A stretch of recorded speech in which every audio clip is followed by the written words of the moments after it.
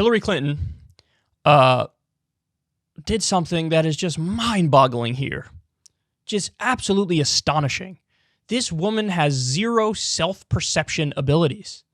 It's record-breaking. So take a look at what she said. She tweeted, MLK Jr. said, I had hoped that the white moderate would understand that law and order exist for the purpose of establishing justice, and that when they fail in this purpose, they become the dangerously structured dams that block the flow of social progress. This is a subtweet. Now, my guess is, in her mind, she was going after Manchin and Sinema for being the, quote, white moderate. That's what I think was going on in her mind, because she thinks, oh, Biden's pushing for voting rights and Manchin and Sinema are standing in the way, along with the Republicans. But to say, oh, it's the white moderate who's the problem, I think in her mind, she's going after Manchin and Sinema. Now, there's a number of ways to respond to this. One of them is, are we really sure how Hillary Clinton would have voted if she was in their shoes? Because every time a consequential decision came up in her entire career, she voted the wrong way. The Iraq War, the Patriot Act, so-called free trade deals that outsourced good, decent paying American jobs. So I'm not even sure Hillary Clinton, if the political situation were different and she was in power, I'm not even sure she would vote the right way. Now, maybe she would, because you have 97% of Democrats on the proper side of this. But the idea that Hillary Clinton, of all people, calls out the white moderate using MLK's words. Hillary, you are what MLK referred to. You are the so-called white moderate. In 1967, MLK spoke out against the war in Vietnam and called the U.S., quote, the greatest purveyor of violence in the world. The greatest purveyor of violence in the world. At the same time, Hillary Clinton admitted that she, quote, stayed up all night to talk students out of protesting the Vietnam War. Now, you can say, Kyle, that's not fair. You have to go all the way back to make that comparison. It makes no sense. No, that makes perfect sense. Because if Martin Luther King was alive during the Iraq War, he would have been a voice of moral clarity saying, don't do this war. And Hillary Clinton voted for that war and defended it way too long. And there are emails where her and her staffers are talking about profiting off of said war. You are exactly what he's referring to. The super predator line, everybody knows about this. This was a huge deal in 2016 when she ran. She said, and I quote, they are not just gangs of kids anymore. They are often the kinds of kids who are called super predators. No conscience, no empathy. And she goes on to say, we need to bring them to heel. This is at the same time we had this hysteria in the country, this tough on crime ideology, which Joe Biden ushered in as well. And this is where we got the crime bill from.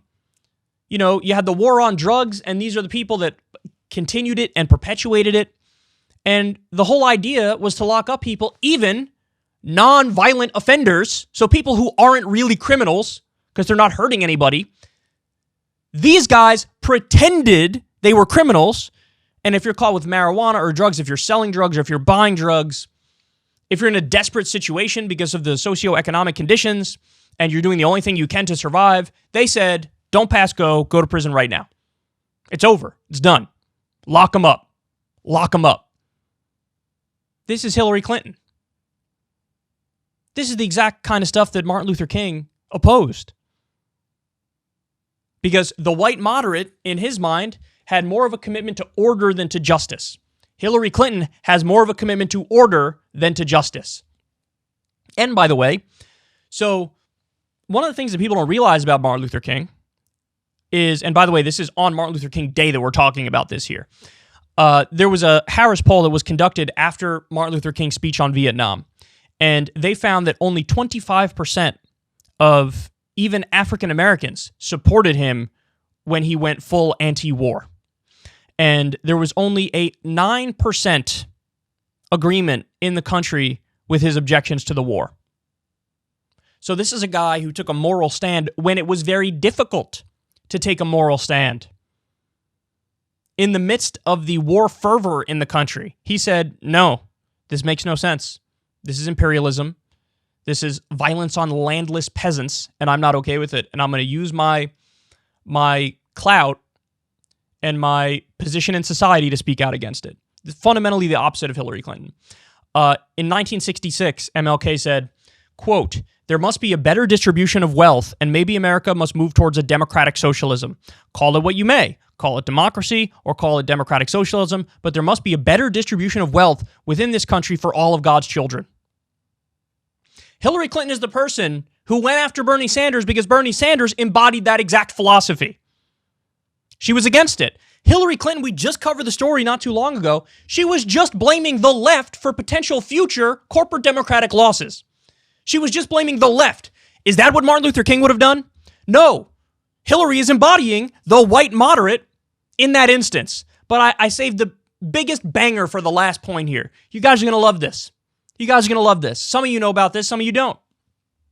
Hillary Clinton, in one of her books, wrote about how when Bill Clinton was governor of Arkansas, and she was with him in the governor's mansion, you know one of the things they had with them in the Arkansas governor's mansion?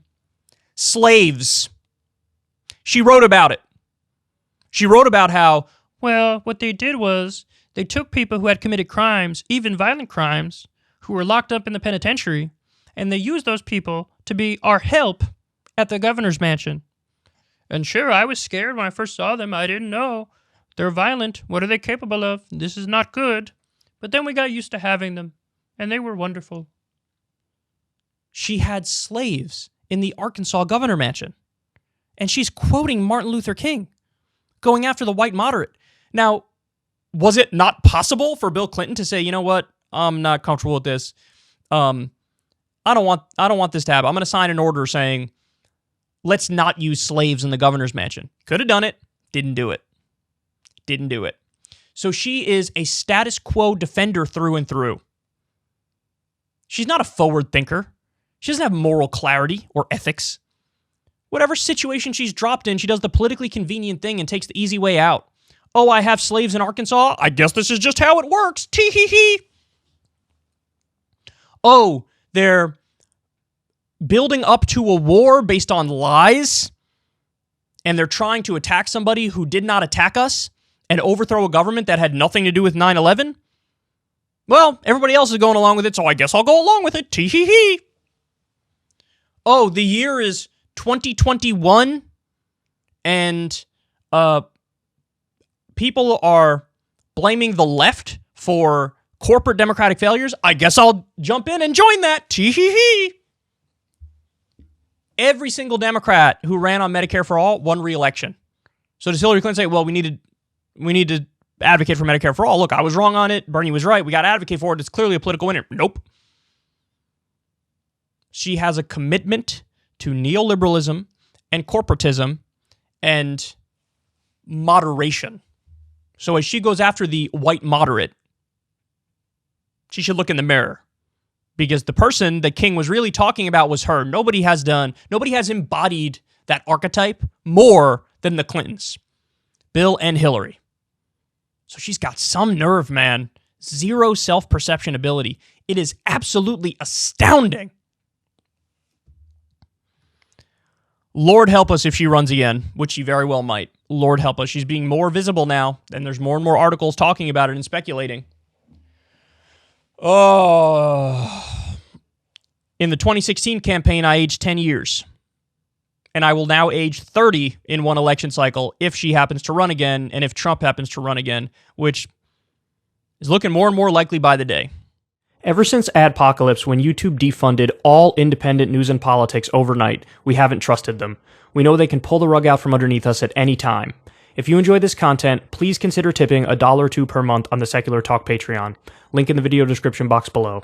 Thanks for your support.